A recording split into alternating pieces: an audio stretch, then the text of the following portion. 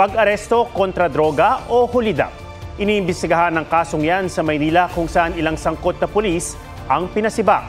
Sa Quezon City naman, nasagip ang isang negosyante mula sa mga umunoy kidnapper nang mag-withdraw sila ng pang-ransom. May report si Mariz Umali.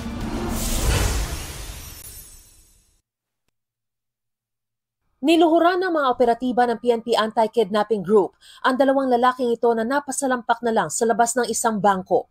Mga suspect sila sa pagdukot noong September 2 sa 78 anyos na negosyante sa Quezon City. 150 million pesos ang hininging ransom.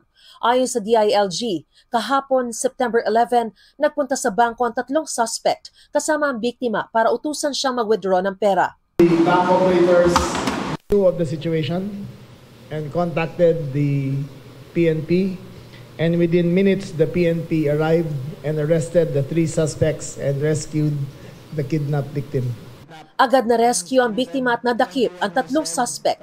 Dalawa ay dating taga-Marines na honorably discharged. Ang isa ay dating taga-Army na dishonorably discharged.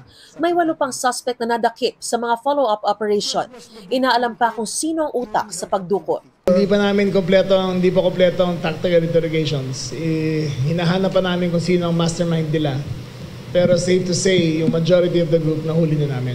Pero para hindi sila yung leader ng grupo.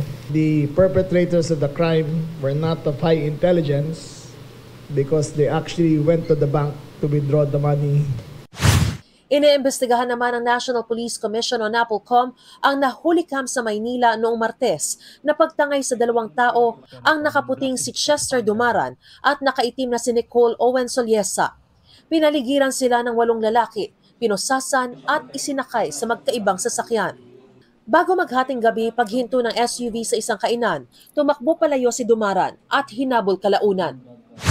Ayon sa NAPOLCOM, ang report ng Manila Police District Drug Enforcement Unit, drug enforcement operation iyon at inaresto nila si Soliesa. Ang nakasulat po na nangyari po na inaresto sila ay September 10 na po, 2025 at around 12:50 a.m. in front of Sizzling Restaurant. Pero ang sabi ni Dumaran, bigla silang dinampot, inikot sa Rizal, pinagnakawan at sinaktan. Kalaunan, nagpakilalang pulis ang mga tumangay at kasama raw ang mismong hepe ng MPD Drug Enforcement Unit. Sinundo po namin si hepe nila sa headquarters. Then gumawa po sila ng plano sa gilid lang po ng sasakyan habang nasa loob po kami ng sasakyan. At saka na po kami umalis patungo po ng Rizal. Pagkuha po ng cellphone ko, meron po akong GCash account doon. Pinabuksan po sa akin, kinuha po nila yung laman ng 9,000. 10 buwan ko pong inipon yun, ma'am, para po sa 1 taon ng anak ko. Habang nag-iimbestiga ang NAPOLCOM, pinarelieve ni Manila Mayor Isko Moreno ang mga sangkot na pulis. Ang hepe na isang police major, tig-2 master sergeant at staff sergeant, at tig-1 corporal at patrolman.